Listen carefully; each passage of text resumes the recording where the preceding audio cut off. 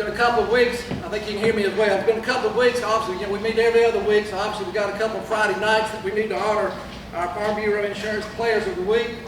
First of all, it'd be Clarence Bertoli, Lawrence Academy. Clarence, come right on up.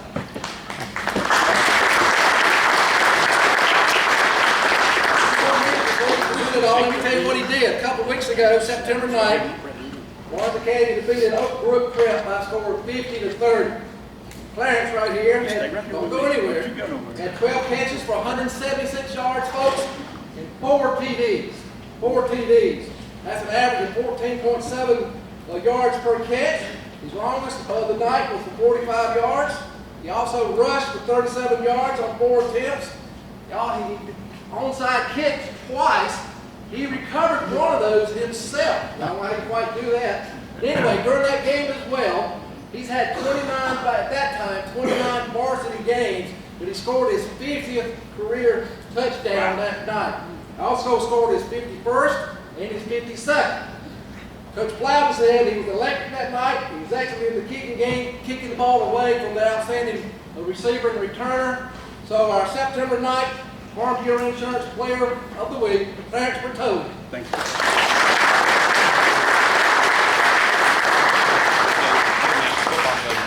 Last Friday night, September 16th, a gentleman by the name of Jordan Roberts. Jordan, come on up from Lawrence District High School. Give him a round of applause.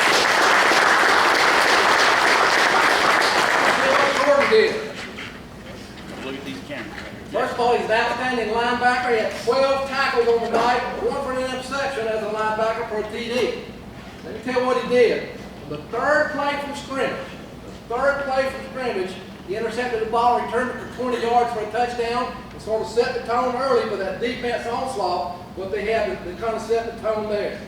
He also had 3 carries as a running back. Coach Smith figured out he can run the ball offensively as well. He had 3 carries for a running back, 50 yards on a touchdown as well.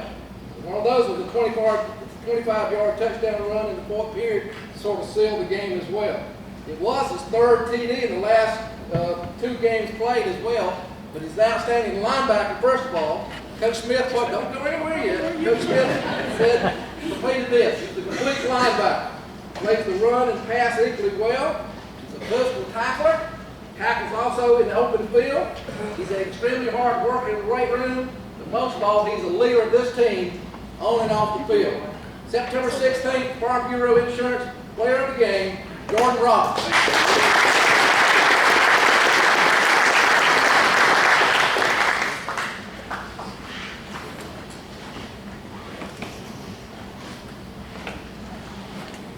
We continue to be so proud of all the players. So if you didn't know what I was talking about earlier, Clarence Bertoli at this touchdown club, he was tagged many years ago. This is the Barksdale Stallion right there, Clarence Bertoli from Barksdale, South Carolina. Jordan Roberts, I say this about him and Jameer Darden all the time.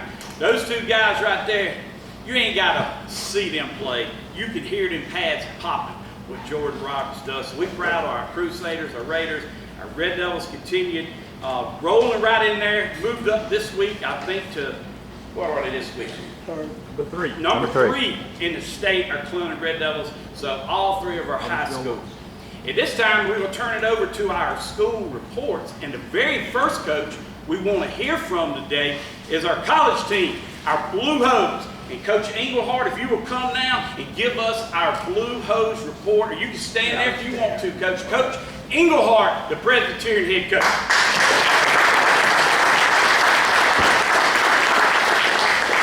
I appreciate it. We're 1-3 right now. I think we're getting a little better every week.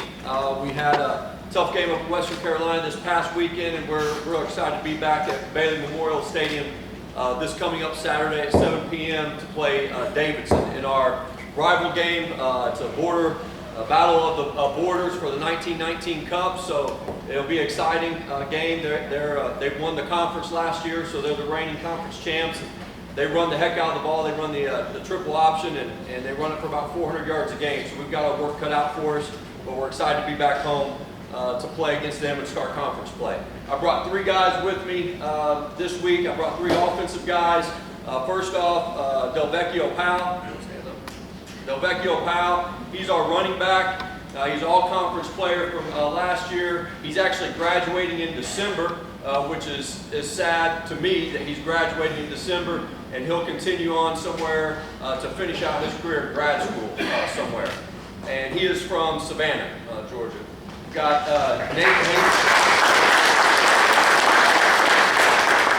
Nate Hayden is our quarterback. He's a transfer, just transferred in this fall. He's from Flower Mountain, Texas.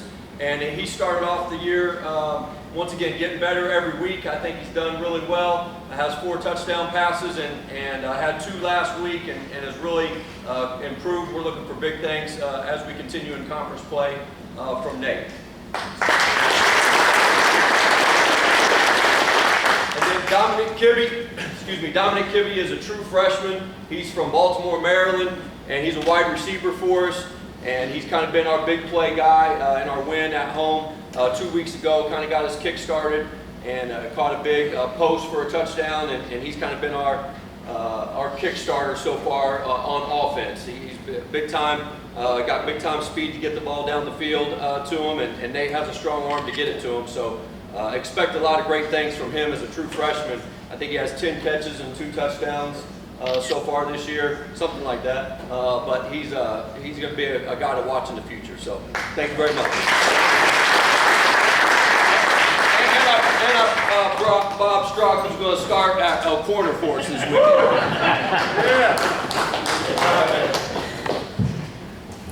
Okay, we got the microphone working, so I'm going to ask the Red Devils and Coach Fountain if he will come, Coach. I give you this mic.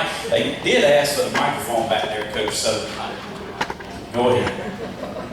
I'll take it anyway, buddy, since you insist. Just excited to be here. It's an awesome thing that you do each and every week with the Touchdown Club and all the sponsors. Thanks a lot. And our district supplying the food. And they do a great job. And they're servant leaders. And it's like a big family in our district. And when you go into our cafeteria, it's like going to your grandma's house after a Sunday. I mean, they take care of you. They love you. You know they prepare the food with love. And it shows in the way they treat everyone. And we just love our cafeteria. They take care of, make sure all our guys are fed, whether it's breakfast, lunch, pregame meals. They do all of our pregame meals, and we appreciate it. Provide food for us during the summertime when they don't have to do that, but they do it, and they're awesome. And today I brought with me Caden Crawford, junior, tight end, defensive end. Doesn't get a lot of touches, doesn't get the ball thrown to him a lot.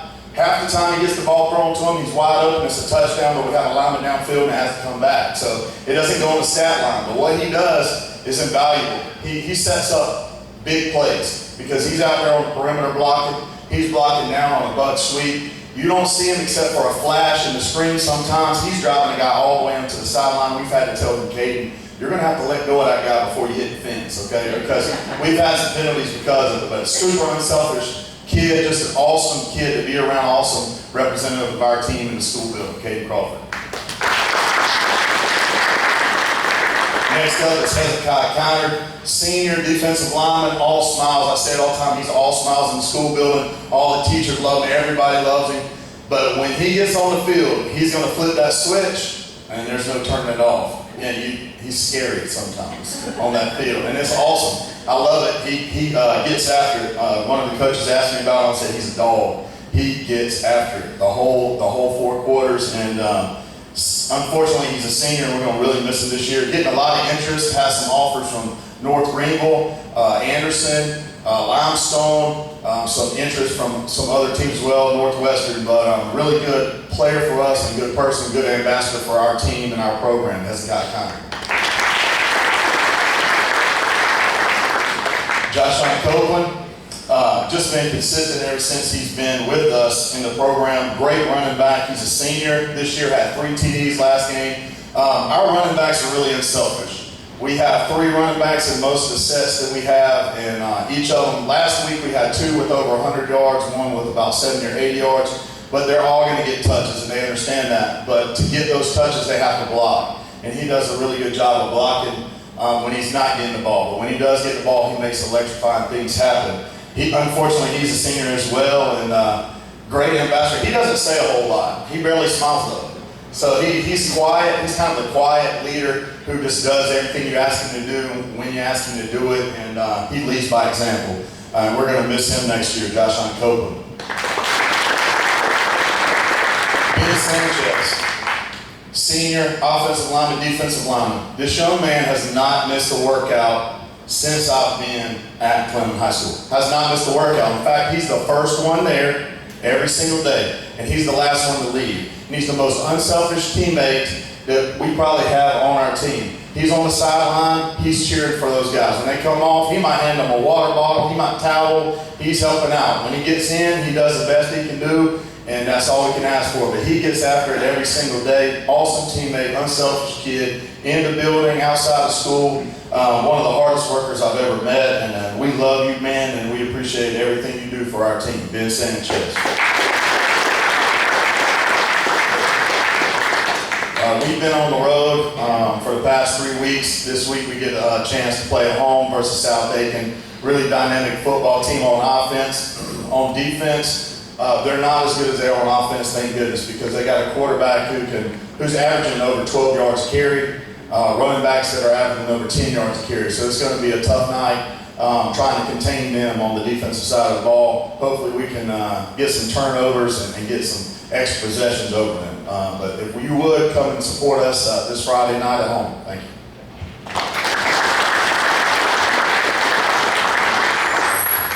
I'm going to embarrass you by doing this, but if you indulge me for just about 60 seconds. At Clemson High School this year, we're having a 50-year celebration of the 50 years that separates in 1972 the very first state championship that Coach Richardson ever won.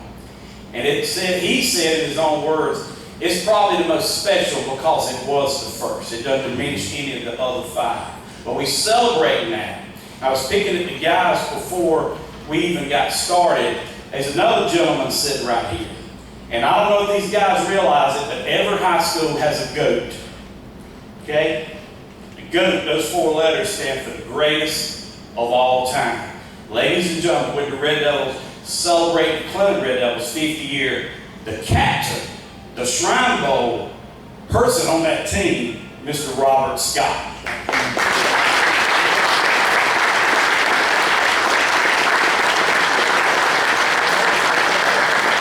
Thank you, Robert, for being here. It means the world to all of us. Up next is our Crusaders, Coach Travis Blount and Todd who? Coach Todd who? At Barnes Academy. This man's making his own name, Travis Blount.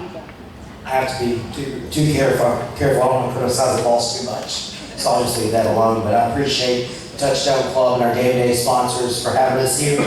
And before I start talking about the last 2 weeks, I want to point out that PC's quarterback, Nate Hayden, has been very helpful for us. He's doing a coaching internship for our team. It comes out twice a week to help us. And having a rookie quarterback that has literally never played football before, and Andrew Coddington, his good play, a lot of it I attribute back to what Nate's been able to do and help him. And I really appreciate what he does for us. And PC, y'all really got a good transfer in him. And I hope he continues to do well for y'all.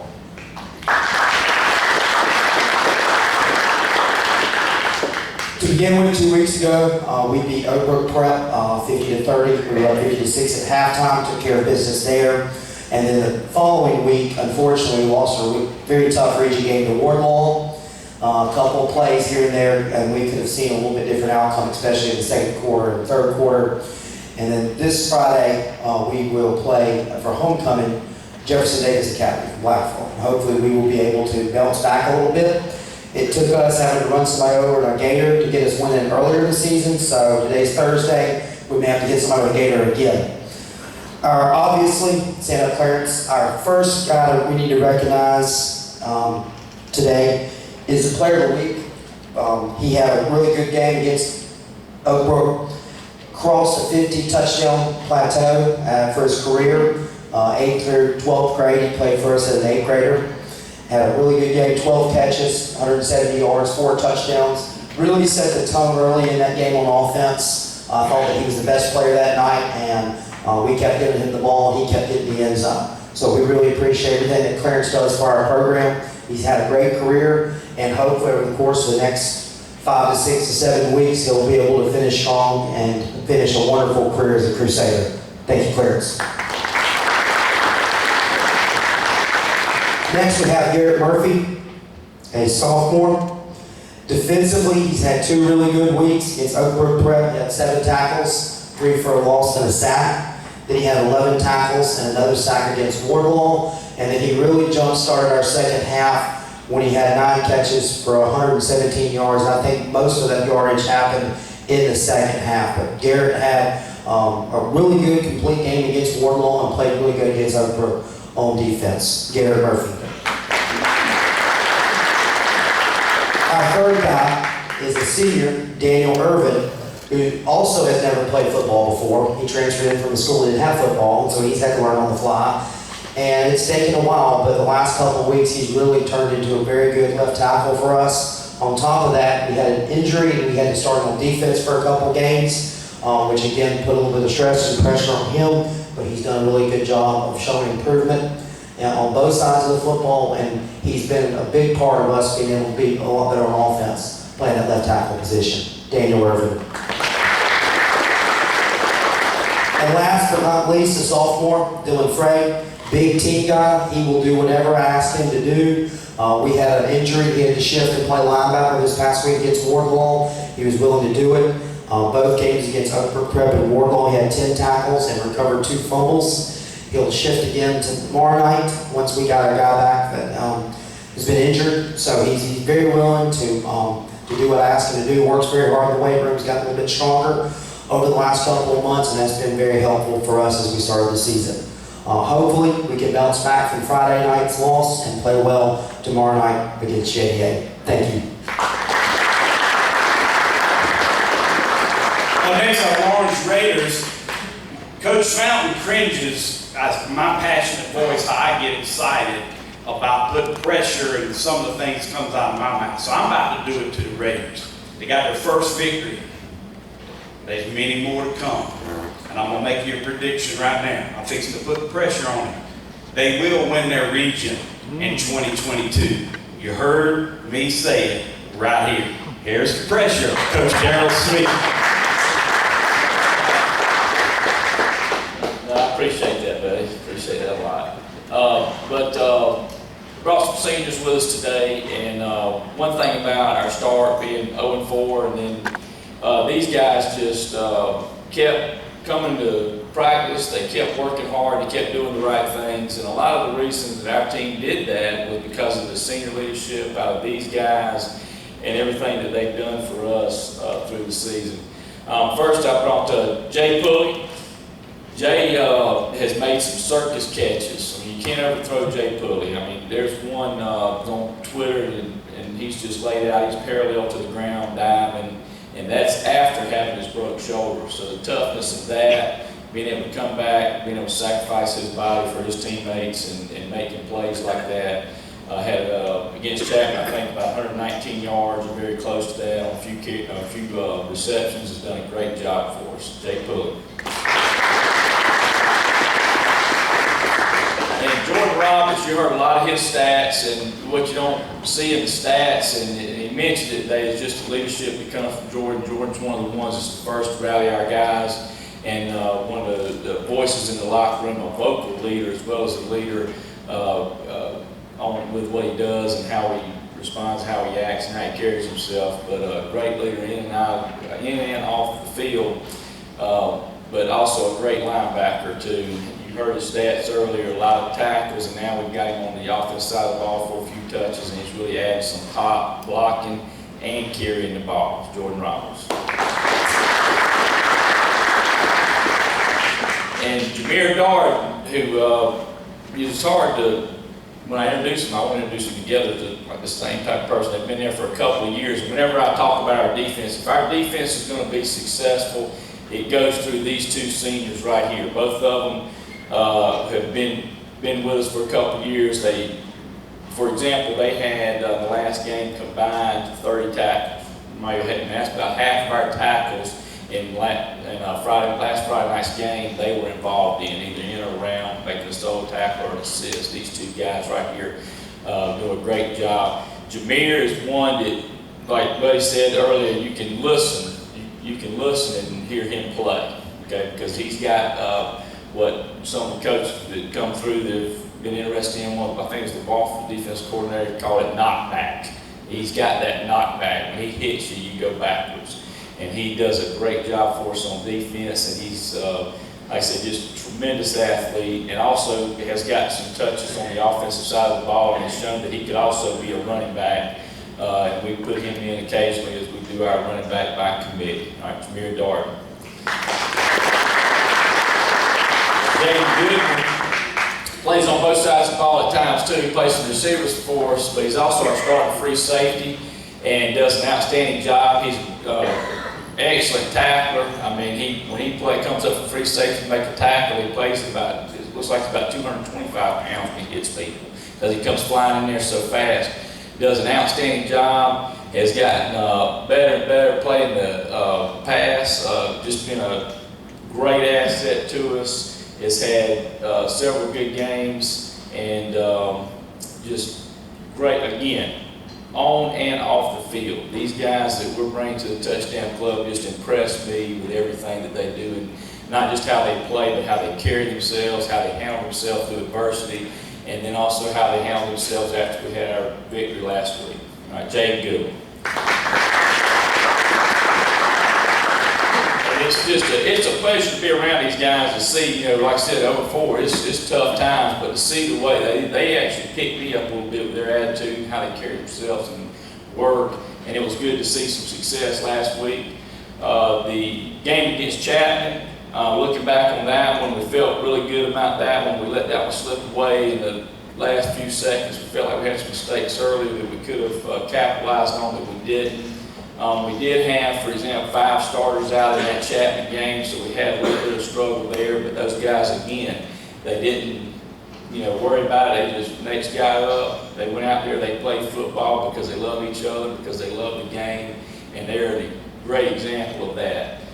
Then Union comes in, outstanding game from start to finish. That was one of the things that we really tried to emphasize. A couple of things is, first off, starting fast, because in the previous games we kind of started slow in the first quarter, but we got off to a fast start. And then turnovers. Turnovers has kind of been a problem for us. We had several turnovers back in the first few games. I think the previous 3 games, so we had about 9 turnovers. But in the Union game, we had turned that, flipped on its head, and offense didn't have any turnovers, and the defense had created 3 turnovers, and of course blocked the punt too.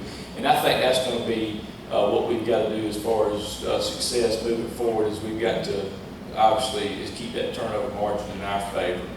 But again, win or lose, these guys moving forward. The great thing about it, I like about it, is being able to be around them and how they carry themselves and how they play for each other and how they play for the love of the game. It is just great to watch that part this season.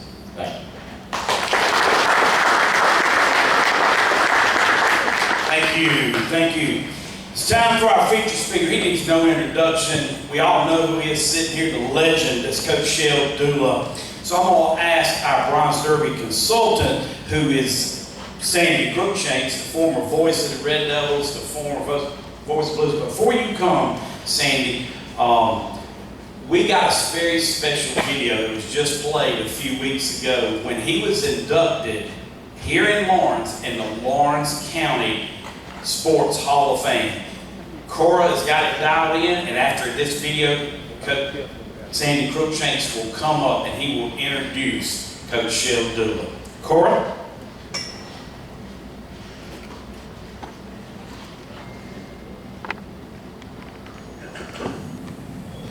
From right across the lake in Greenwood, our next inductee is no stranger to Lawrence and Clinton. He has spoken many times to the Lawrence County Touchdown Club and the Clinton Family YMCA Prayer Breakfast. A product of Lawrence District High School and Presbyterian College, Shell Dula is head of the South Carolina Athletic Coaches Association, and he has always been active in the church and in community. His nominator, Henry Simmons, says, Shell Dula meets all the criteria you're looking for. He is a man of integrity and character. Coach Dula won 6 state championships and 253 victories in his career, 14th best record of wins in the state. He is one of 2 coaches to win state championships at 3 different levels. He has received the Order of the Palmetto, and Dula is one of the finest people I have ever known.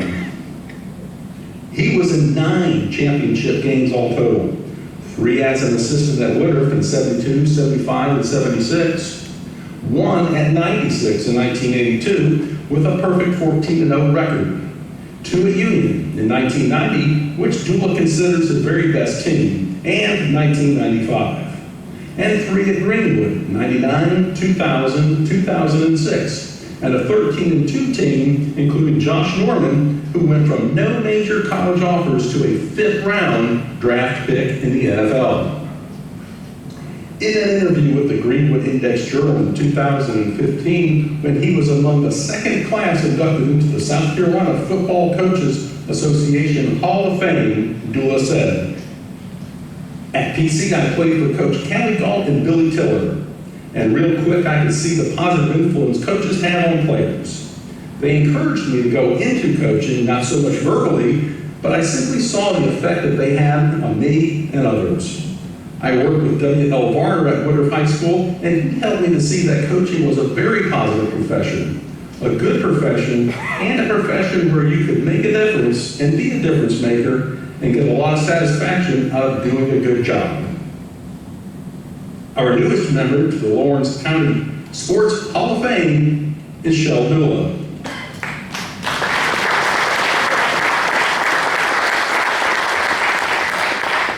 Y'all know it's my introduction. Just a side note, for those of you that don't know, Buddy used to be a sideline reporter for me. He was a man of few words, as you know. And I tell you, you got 15 seconds between plays to say something about the play. And we'd be 3 plays later, and you'd see Buddy's mouth still moving. He didn't realize I had the control of the microphone. So that was the way you could get him to be quiet. But it's my privilege today. This guy was a teammate of mine in 1968. One thing they didn't mention on that was a conference championship team. One thing I learned quickly about Shell, if you did something wrong on the field, that's why you went into coaching. You come out, and he's all over you. Or he was encouraging you. So, early on, you could tell that guy's going to be a coach. 32 years of it, I believe. Isn't that right, Shell? Something like that. He's in a lot of other Hall of Fames, too. But, one thing, I think the characteristic, at least, as a teammate and as a friend and somebody I've known for many, many years, it is the term coach. To me, that's a significant word of honor, because coaches are teachers, they're surrogate parents sometimes, they're motivators, they're communicators. Their classroom's a little bigger. Their classroom's outside, they got 60, 70 players, where the normal teacher might have 25 to 30. And I think it's a great honor for someone in the coaching profession to have the success that Shell did. You can have 20 or 30 great players on your team, but if you hadn't got a good coach, you're not going to win a whole lot of games. Because he was able to put it together and put all the pieces together. The one thing I will tell you about Shell, he was not the most talented person. He was a little slow in wind sprints, but I learned early on, because I was a receiver, okay? So I could either run with the linemen or I could run with the backs and ends. But I usually choose the linemen because I knew one guy I could outrun. And I was pretty slow, but I could outrun Shell Dula about any time. It's my honor and privilege to introduce my friend, one of the best coaches I've ever known, the best friends I've ever had. Give a Lawrence County Touchdown Club welcome to Shell Dula.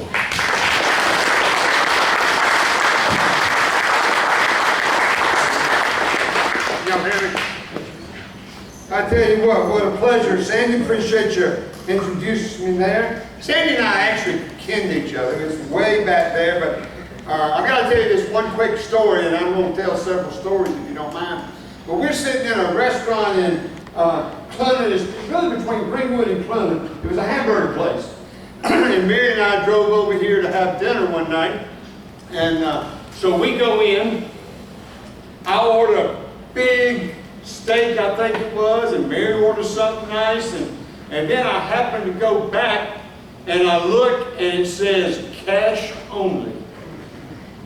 So I gradually look in my wallet and I've got no cash. So I go back, I change my order. I've got very little, so I go back. Sandy's mother and father were sitting right across from me. And Sandy's mother, in a very elegant way, said, "Surely you're having a problem?" And yes, ma'am. But anyway, so we've known it. And great, good luck at First Methodist in Lawrence. If you don't have a church, try First Methodist in Lawrence. He's a good man. He'll be a good opportunity for you. I tell you what, I've never been to a banquet before where the school system furnished a meal. That was fantastic. I tell you what, and Cindy, you had everybody in there working, and that was good. The superintendent, the assistant superintendent, the superintendent's secretary, the principals, I mean, everybody was involved. But it was outstanding. Thank you very much. Billy Strickland's going to keep up with time, so he's going to raise his hand when my time's up, so I appreciate that. And Truman Owens, I see Truman and a group of officials from Clinton, and that's one thing that I hope y'all realize. You've got some of the finest officials in the entire state and some of the most respected officials in the entire state right here in Clinton, Lawrence area. So thank y'all for being here, and we appreciate it very much. Grew up in Lawrence. Herbert Adams was my first football coach, and it's so good to see him. Dow Shealy and Bill Ramey and others, and I owe so much to them. I owe so much to Coach Galt, Coach Tiller, Coach Strock, the others at PC, in that motivation and that encouragement, and that maybe I should go into coaching. You know, we just enjoyed coaching very much. I tell people now, as the executive director of the Coaches Association, no longer coaching players, I'm coaching coaches now. And we've got about 7,000 members, and it seems like they all call the same day quite often. But anyway, that's a great experience for us. To you who have been honored today, you players, congratulations. A couple of things I'd like to mention to you, if I may, real quick. Don't ever become satisfied. Don't ever become satisfied. A lot of positive things have been said about you today. A lot of good things, a lot of true things. A lot of things that motivate you to keep going. Don't ever get satisfied. We used to always tell our players, you either get better or you get worse, but you never stay the same. You never stay the same. You're not the same football player today that you were last Thursday. You've either worked hard this week in practice or maybe you've slacked off a little bit. But you either get better or you get worse. So never be satisfied. The other thing I would say is make good decisions.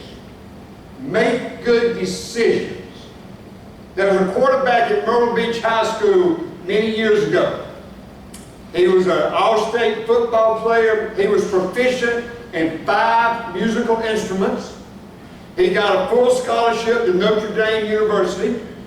He was a starting quarterback on an undefeated regular season team at Notre Dame.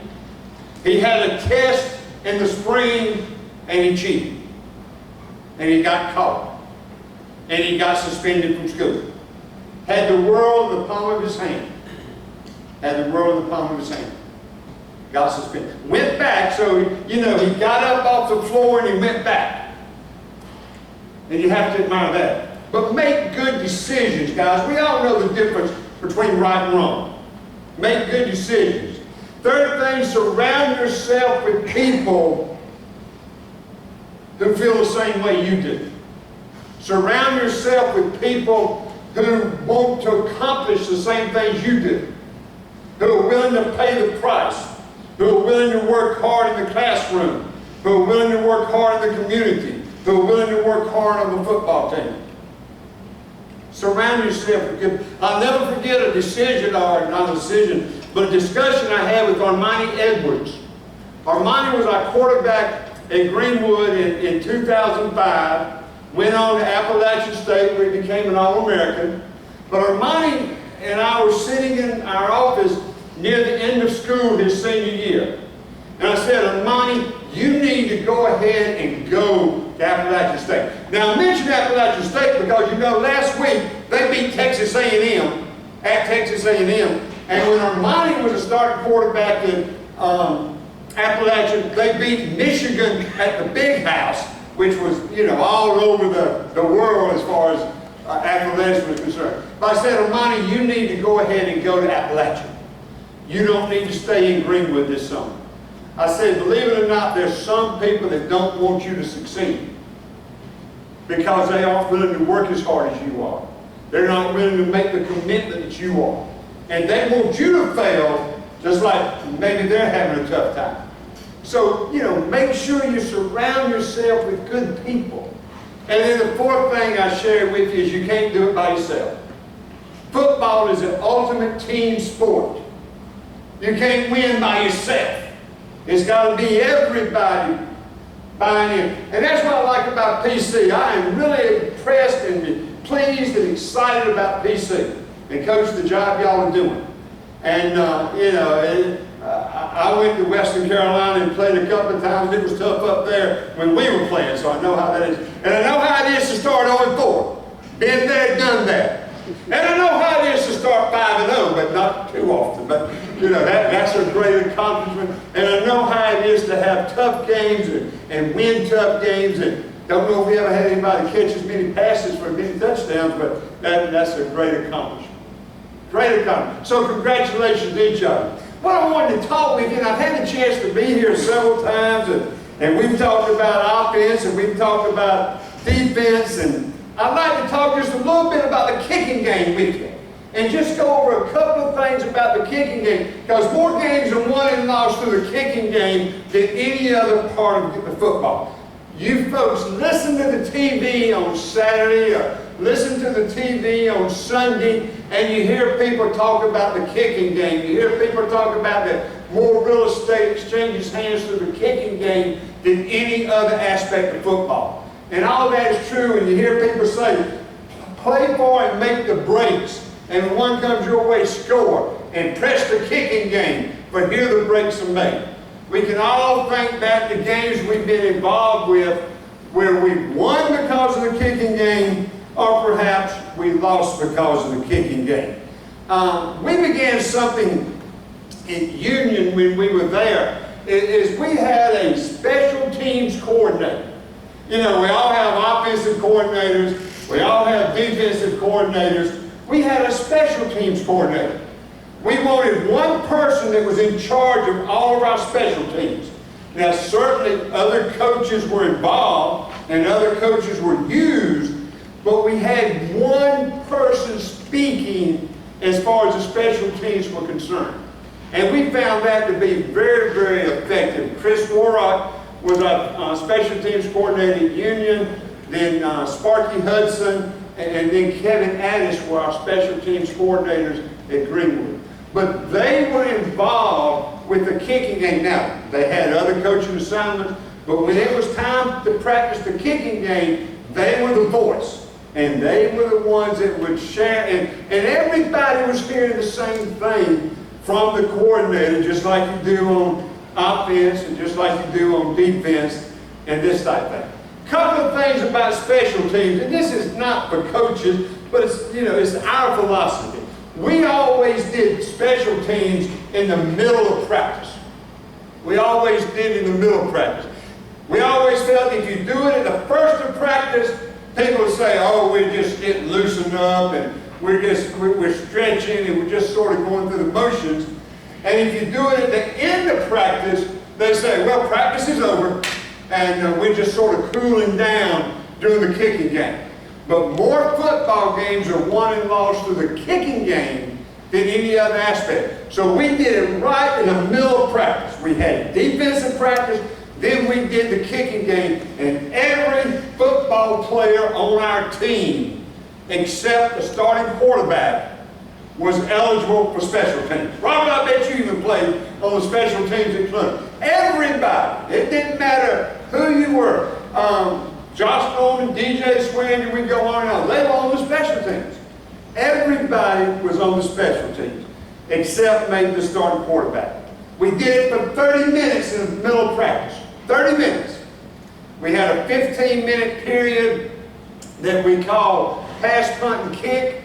And we had snappers snapping, kickers kicking, holders holding, punters punting, all different kinds of punts. We worked on pass protection. We worked on punt protection. We worked on punt block, etc., etc.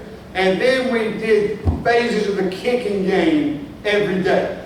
One thing that we did, and I have to tell you this story, one thing that we did was we tried to have 11 people on the punt team and 11 different ones on the punt block team. And we worked one against one every day. We tried to have 11 on the kickoff covering team and 11 different ones on the kickoff return team. Worked one against one. We had a young man that played for us at Greenwood by the name of Ricky Grant. Ricky Grant's the best high school linebacker I've ever seen. His brother was Ricardo Hurley, who got all the notoriety, so to speak, and played at Carolina. Ricky was the best we've ever had. Anyway, Ricky goes to the Shrine Bowl, and they're working kickoff covering at the Shrine Bowl. And they forget to tell Ricky it's not full speed, because he used to do it at full speed. And they don't tell him it's not full speed. So Ricky's covering, and Roscoe Crosby was one of the really great athletes in our state, played at Union, and so the kickoff covering, kickoff team kicks, kickoff return team fills it, they're coming, and Ricky just smacks Roscoe Crosby. And they said, Ricky, what? I said, Coach, nobody told me it wasn't full speed. He said, we do it full speed in Greenwood. Y'all don't do it full speed here, we do it full speed in Greenwood. So anyway, but the kicking, and then the same thing with PATs. You got a PAT team, and you got your defense. And so you're able to work everything full speed because the kicking game is so able. Ralph Sexton, I just recognized you sitting there. Ralph and I were on the same team at Lawrence together, so it's good to see you there. But we work on that, and then if you're not involved in the kicking game, there are other things that you're asked to do. The other thing is defense. You know, in high school football today, in college football, and in professional football, the first thing you think about is, boy, there are a lot of points being scored. There are a lot of points being scored. But you think back to the teams who have won state championships in our state. They're very good offensively, but they're also very good defensively. You think about the Dutch Fork, you think about the Dula, you think about Daniel right now, that probably y'all don't play. Yeah, they're very good defensively. They're very good defensively. Best high school football game I've ever been a part of, except, maybe a state championship game. The best regular season game was 1976, Woodruff versus Burns. Woodruff versus Burns, 1976. Woodruff won the 2A state championship, 13-0-1. Burns won the 3A state championship, 13-0-1. And we tied that game 0-0. The two best football teams in the state in Class AA and Class 3A in 1976. And nobody scored. But both of them won the state championship. So, you go back and you think about teams that are successful and teams that win championships. I don't know, probably everybody turned off the Bucks and the Saints the other day. I loved watching it. I mean, it's 3-0 midway through the third quarter. A professional game. And don't tell me Georgia can't play defense, but I mean, there are a lot of great football teams, and most of them not only score a lot of points, but they also play defense. And Mary and I stay up and watch the scores on Friday night, and we look at it, and I say, ooh, they must, not a lot of defense in that game. But then you get to some and you have some really good defensive games. So anyway, we think about the kicking game and we think about the defense. You can tell Coach Strout what position I played at PC, and it wasn't on offense, was it? It was on defense. So that, I think that's just been a carryover to the kicking game and this stuff. The best offensive team maybe we had when we were at Greenwood might have been our 2005 team. It was a tremendous offense. We had this one, we played Burns. Burns had Willie Corn at quarterback who went on to Clemson, and then, and we had Armani Edwards. And honestly, at one time the score was 35-35. Each team had had the ball 5 times, and each team had scored each time they had it. Somebody going off with a sign that I'm going to quit, Billy, you better stay awake over there. I think I'm getting a signal here. But, but anyway, not only, all of a sudden we didn't hold serve. Play tennis, you know what that means. We didn't hold serve. They scored, they go up, and we never catch back up. It might have been the best offensive team we had. It was probably the worst defensive team we had. We weren't very good defensively. So after the 2005 season, we just totally evaluated our football program. We totally looked at every aspect of it. We made a lot of changes, and a lot of them dealing with defense, and we won the state championship the next year.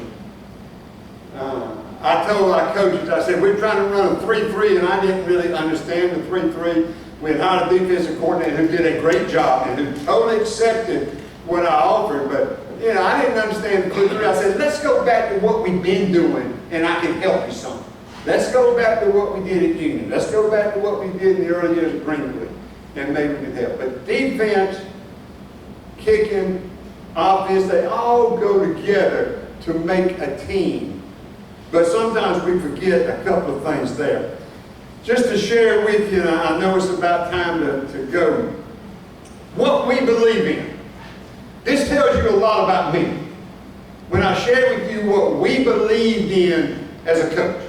I coached for 40 years. I was a head coach for 32, assistant at 8, and now we've been doing this for 14 with the Coaches Association. So, a lot of things, and a lot of the same things go in, carry over. But discipline is the main thing that we believe in. Our football team was based on discipline. If you were late, you got punished. If I walked in the dressing room before practice, which I would do occasionally after the players had left, and the urinals hadn't been flushed, we all did down-ups. We were going to do the little things right, and that's discipline. And you win close games when you're disciplined. No profanity, yes sir, no sir, and we could go on and on and on about that. We had basically 3 rules. Don't embarrass your school or your team. Do what's right and do your best. You do those 3 things, we can make it happen. We can make it happen. But don't embarrass your team. Don't embarrass your school. Don't embarrass yourself. Do your best and do the right things. 1991, 1991, we're getting ready to play Lawrence. I'm going to close with this. We're getting ready to play Lawrence in the Upper State Championship game. We're at Union. We had beat Lawrence a year before and won the state championship in 1990. We're playing in 1991. We go to practice on Wednesday. What I always did is I called the roll. I called every player's name, varsity, JV, 9th grade. Everybody got their name called every day at practice. And so I said, Gary Savage. No answer. Now, players knew if I said their name twice, I didn't know where they were. They knew if I knew where they were, I would just go to the next person. I said, Gary Savage again. Now, we're Wednesday before the Upper State Championship game against Lawrence, and Gary Savage is a starting defensive corner. And Billy Strickler will be glad to tell you that Lawrence beat us on Friday night on a pass last play of the game, or in overtime, I guess it was. So Gary wasn't at practice. Gary didn't play Friday night. Now Gary had a reason, but he didn't let me know. That's discipline. I've often said if you're trying to win a game for 1 year, you don't worry about discipline. If you're trying to build a program, you base it on discipline. Gary's girlfriend was having a baby. But Gary didn't call. All he had to do was pick up the phone and call. All he had to do was let me know. And he didn't. So Gary didn't play on Friday night. You know, not saying that cost us a game by any means, but it shows discipline. And the next year, in 1992, if a kid wasn't going to be at practice, I knew where they were. Because they realized, and that coach, if I could say one thing to all coaches, I would simply say this: you got to discipline the good ones. You can't just discipline those that aren't going to get to play. You got to discipline the good ones. Then everybody will know you were disciplined, and you were disciplined anybody. Again, I mentioned Ricky Grant, 1998. I had to discipline Ricky Grant. Best linebacker I've ever coached. But the message got there. So, anyway, just to share this with you, I think when you think about football, you think of a lot of aspects of it. You think of a lot of different things. You think of a lot going on. But the main thing is you see these gentlemen that are coaching, and along with their assistants, and you see the positive impact they have.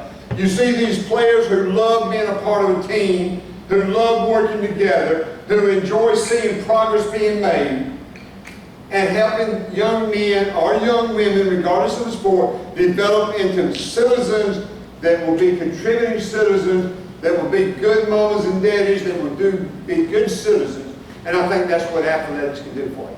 So I commend this touchdown club, I commend the schools, I commend all of you that are involved, making a difference. And you know, that's the one thing that we all hopefully will be said about us, that Harold Nichols made a difference, was a difference maker. Truman Owens was a difference maker. Herbert Adams was a difference maker. Athletics are difference makers. Thank you very much.